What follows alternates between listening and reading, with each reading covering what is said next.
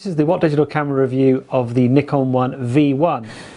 Now the V1 uses the same sensor and processor as the J1. That is a brand newly developed CMOS sensor which measures about 13.2 by 8.8 millimeters, which is about half the size, half of the area of Micro Four Thirds, but bigger than the Pentax Q system. The first piece I'm going to talk about is the camera's ability to shoot at full resolution at up to 60 frames per second. That's right, 60, which is the fastest in the world, apart from of course the J1, which is the same, and that is faster even than professional DSLRs.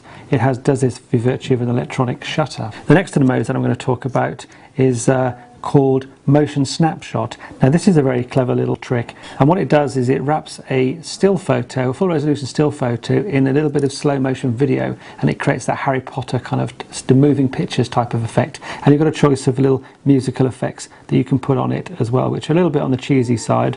Now the other clever mode that the V1 has is this mode here called Smart Photo Selector. In this mode the camera shoots a burst of up to 20 shots very quickly and virtually instantaneously, and then it uses its own algorithms to pick what it thinks is the best shot out of that 20 and presents it to you along with 4 alternatives, which you can either choose one of the alternatives or go with the one the camera has chosen, or delete them all. And these 20 pictures that it shoots are taken not just when you press the shutter, but from before the point at which you press the shutter. Nikon calls it pre-post capture technology. So it starts recording even before you fully depress the shutter, and then it chooses from just before the point you pressed and just after the point to what it selects what it thinks is the decisive moment. It works actually pretty well quite a lot of the time. So what are the key differences between the J1 and the more expensive V1? Well, the most obvious one, as you can see by this little lump on the top, is that the V1 has an electronic viewfinder and the J1 doesn't. Now the electronic viewfinder on the V1 is a high quality 1.4 million dot viewfinder, 100% image it provides, and it's actually very good quality, one of the best ones on the market.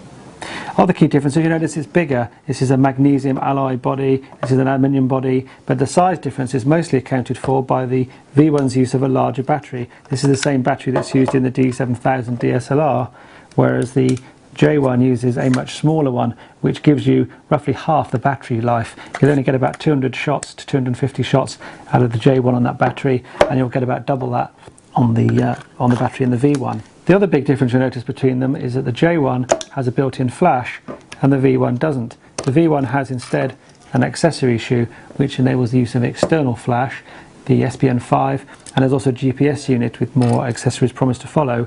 But the flash isn't included free with the camera, it's an extra about £130. Images from the V1 are very good considering the size of its sensor, but not compared with other cameras of a similar cost, all of which have much larger sensors. Although exposure and white balance are generally accurate, particularly auto white balance, and colours are fairly vibrant, the sharpness, noise and dynamic range are bettered by most other cameras at this price, and they can produce shallower depth of field at the same field of view and aperture because the smaller sensor and the wider field of view lenses that you use as a consequence find it very difficult to throw the background completely out of focus in the way that you can with, for example, a DSLR. That said, high quality A3 prints at ISO 1600 are entirely possible if you shoot with this camera carefully, and for the mass market consumer they'd be very happy indeed with the results of this camera. It's only really the sort of pixel peeping community who can see, when you start comparing it with cameras with larger sensors, really can see a difference, especially when you start getting above A4.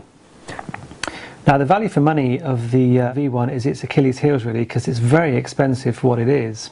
If image quality is your bag, you can get better image quality than this from sensors twice the size of this for half the price that you'd pay for the V1. And if small size is your bag, then you can also get significantly smaller compact system cameras, again for a lot less money. So it's very hard to justify the 800 odd pounds that Nikon is asking for this camera, except for the fact that it does have a built-in viewfinder, but you can actually attach accessory viewfinder to some of the other cameras. In conclusion, the Nikon One V1 is a very nicely made camera, very beautifully constructed with a really good electronic viewfinder and some very clever features. The problem is it doesn't seem to know who it's aimed at. If it's aimed at the mass market, sort of consumer market, then it's just way too expensive. You can buy cameras that are smaller and better quality for a lot less money. And also some of the sort of core things that enthusiasts like to have, like effects filters and scene modes, are not on here. On the other hand, the serious enthusiast will bemoan the lack of direct control on the camera itself of things like shutter priority, aperture priority, manual controls. There's no white balance or ISO controls on the body itself. There's no things like bracketing controls. The dynamic range is very, very basic control over that. So they're not going to be terribly attracted to it either. So it leaves you wondering who exactly this camera is aimed at. The image quality is good, but not £800 good. You can buy much kind of cameras, image quality wise, for considerably less money. So overall, we give the Nikon 1 V1 a score of 83%.